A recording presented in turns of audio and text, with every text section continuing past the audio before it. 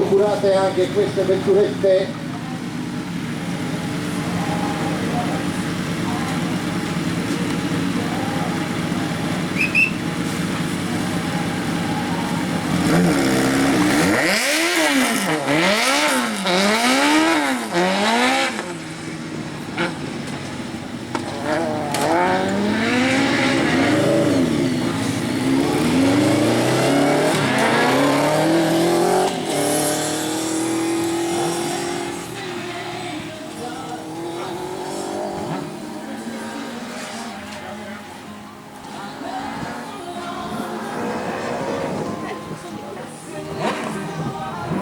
Piccolo imprevisto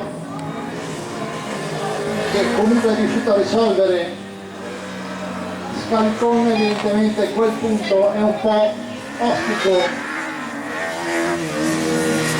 ovviamente c'è un fondo leggermente diverso che ha reso sempre più rigido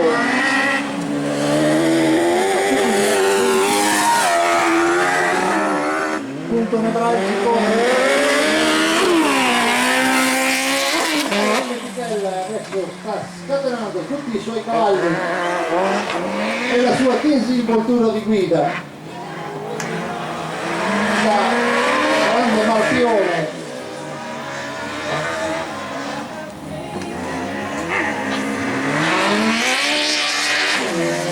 Qua che ci sta dimostrando, vediamo che è molto disinvolto. L'ho mandata io allo zio Piero, che ce l'ha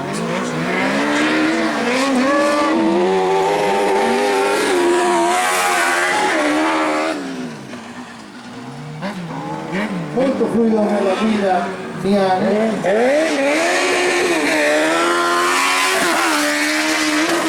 Mentre sta con il momento